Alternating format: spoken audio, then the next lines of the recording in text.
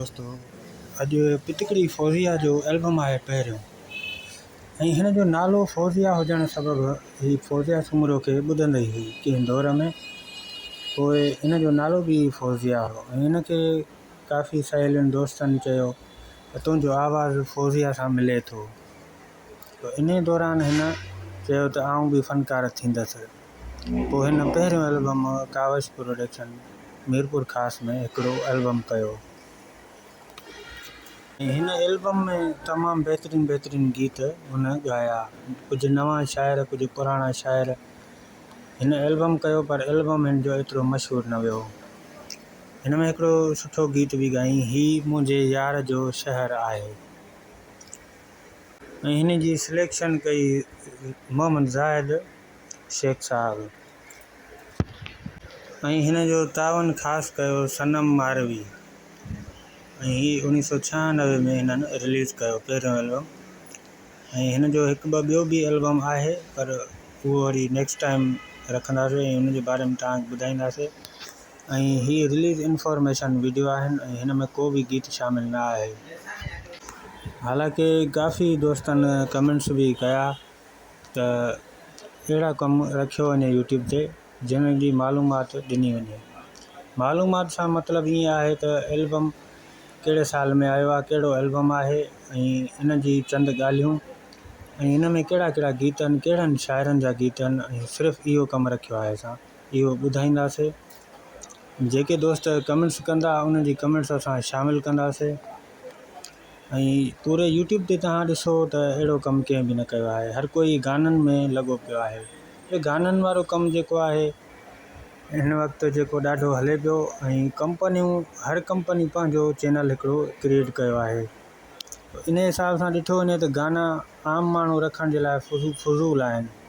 मतिलबु मां चैनल ठाहियो, अपलोडिंग कई, मां सोचियो त मां हाणे कमाईंदुमि, त इहो बिल्कुलु ग़लति आहे हुन जो कमु। हिन वक़्तु कंपनियुनि पंहिंजा चैनल शुरू कया आहिनि, त ॿियनि खे इहो अर्ज़ु कंदुसि त बाबा तव्हां न रखो इहे गाना। पैकेज विञायो, थंबनेल ठाहियो, महिनत कयो, को फ़ाइदो न आहे। इन खां बजाए को ॿियो कमु कयो, उहो भलो आहे। हिन महांगाई जे दौर में ॿियो कोई कमु स्टार्ट कयो त भलो आहे।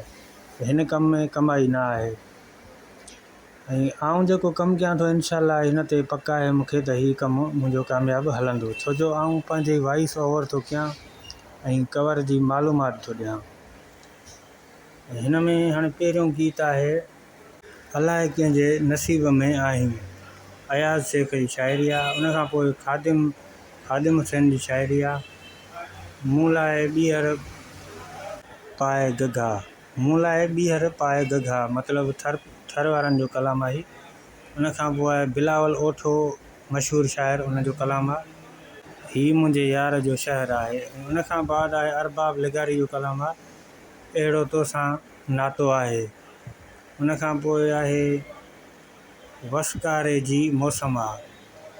उन खां पोइ आहे झलक ॾिने जो कलाम आहे, अच हथड़ो कंहिंखां ॾेखारियमि। ऐं उन खां पोइ आहे ख़ान फ़क़ीर जो कलाम आहे, घणो ई विसारियमि वरी यादि आहे। उन खां पोइ बकत मुमताज़ जो कलाम आहे, मूंखे छा पतो थींदो प्यार जो। अब्बास मलाह जो कलाम आहे, छा तोखे चवां जानी। उन खां पोइ आहे जलाल लंजवाणी जो कलाम आहे, खिलंदे बाज़ार हुस्न जो दीदार जो। अफ़ज़ल सोलंगी जो कलाम आहे, तोखे यादि कयमि ॻोढ़ा वही पिया। एल्बम कंप्लीट थी चुका है दोस्तों। जो वीडियो पसंदि आयो हुजे तो वीडियो खे लाइक ज़रूरु कंदा, चैनल खे सब्सक्राइब कंदा।